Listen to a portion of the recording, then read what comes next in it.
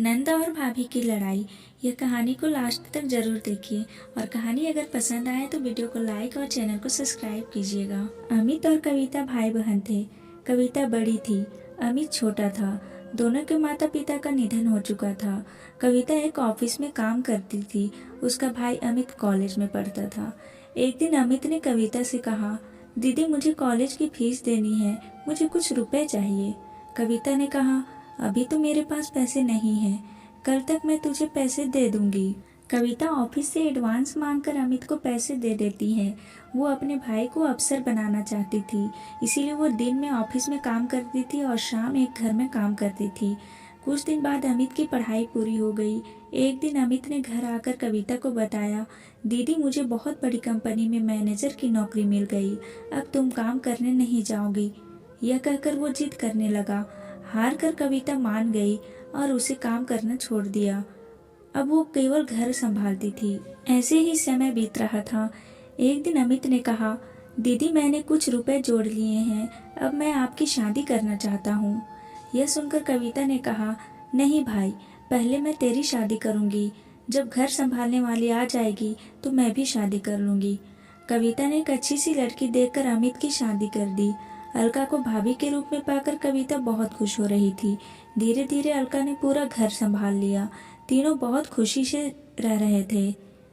एक दिन अलका की माँ अलका से मिलने आई। उन्हें कविता शुरू से ही पसंद नहीं थी।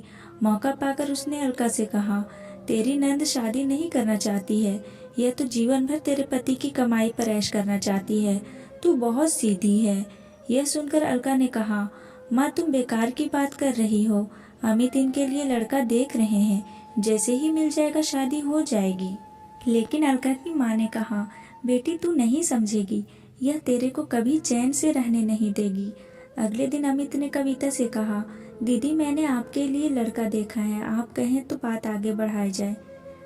लेकिन कविता ने कहा, नहीं भाई, मैं अभी शादी नहीं करना चाहती, जब करनी होगी आपको बता दूंगी। यह सुनकर अमित और अलका को आश्चर्य हुआ। अलका के दिमाग में माँ की बातें गूंजने लगी। उसके बाद अलका का व्यवहार कविता के लिए बदल गया। वो अमित को सामने कुछ नहीं कहती, लेकिन अमित के जाने के बाद कविता से छोटी छोटी बात पर लड़ती रहती। एक दिन कविता कहीं गई थी। अकेले में अलका ने अमित से कहा, दीदी शादी क्यों नहीं करना चाहती, कहीं ऐसा तो नहीं तुम्हारी बहन हमेशा हमारे ऊपर बोझ बनकर बैठी रहे। यह सुनकर अमित को बहुत गुस्सा आया। उसने कहा, खबरदार, मेरी दीदी के बारे में कुछ कहा तो वो जो चाहेंगी वही होगा। तुम्हें पता, उन्होंने अपना पूरा जीवन मुझे बड़ा आदमी बनाने में लगा दिया। अलका को समझ आ गया कि अमित उसकी बात कभी नहीं सुनेगा। उसने अपनी नंद को रास्ते से हटाने के लिए एक तरकीब सोची। एक दिन अलका ने कविता से कहा, दीदी काफी दिनों से मैं कहीं बाहर नहीं गई हूँ, कल हम मंदिर चलते हैं। ये सुनकर कविता बहुत खुश हुई। अगले दिन दोनों मंदिर में पहुंच जाती हैं। मंदिर में पूजा करने के बाद अलका कविता को प्रसाद देती है। उसने प्रसाद में कुछ मिला रखा था। प्रसाद खाकर कविता बेहोश हो जाती है। अलका उसे छोड़कर घर वापस आ जाती है। उसे लगता है जहर मिले प्रसाद से कुछ देर में कविता मर जाएगी। कुछ देर बाद कविता को होश आता है, लेकिन वो अपनी पिछली जिंदगी भूल गई। वह मंदिर में बैठकर रोने लगती है। शाम को जब अमित घर वापस आकर अलका से कविता के बारे में पूछता है तो अलका कहती है, दीदी तीर्थ यात्रा पर गई हैं, कुछ दिनों में वापस आ जाएंगी। तब अमित कहता है, दीदी मुझे बगैर बताए अचानक कैसे चली गई। वह परेशान हो जाता है, लेकिन अलका उसे समझाकर शांत कर देती है। इधर कविता को उसी मंदिर के पुजारी मंदिर में स्थान दे देते हैं। वह दिन रात मंदिर में सेवा करने लगती है। मंदिर के सभी भक्त और पुजारी कविता का बहुत ध्यान रखते थे। ऐसे ही समय बीत रहा था, लेकिन कविता को पिछला कुछ याद नहीं आ रहा था। काफी दिन बीत जाने पर अमित कविता को ढूंढने निकल गया। वह कविता को ढूंढता रहा, लेकिन कविता कहीं नहीं मिली। एक दिन वह थक कर उसी मंदिर के पेड़ के नीचे बैठा था। तभी वहां कविता आई। उसने कहा, भैया मंदिर में भंडारा शुरू हो रहा, आप भी बैठकर भोजन कर लीजिए। कविता की आवाज सुनकर अमित चौंक गया। कविता को देखकर वो रोने लगा।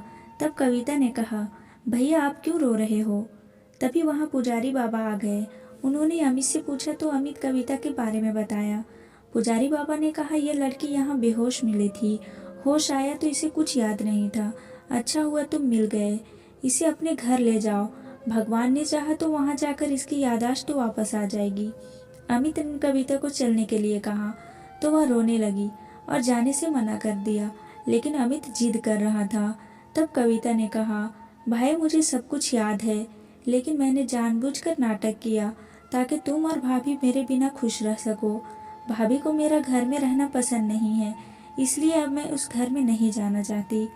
यह सुनकर अमित रोने लगा और कविता से बोला, दीदी अगर आप घर नहीं चलोगी तो मैं भी यहीं रहूँगा। उसकी बातें सुनकर कविता घर आने के लिए तैयार हो गई, लेकिन उसने अमित से कहा, मेरी एक शर्त है, तुम भाभी पर गुस्सा नहीं करोगे। अमित मान गया और कविता को लेकर घर आ गया। कविता को देखकर अलका सहम गई और रोने लगी और उसने अमित और कविता से माफ़ी मांगी। कविता के कहने पर अमित ने उसे माफ़ कर दिया। कुछ दिन बाद कविता ने शादी कर ली और अपने ससुराल विदा हो गई।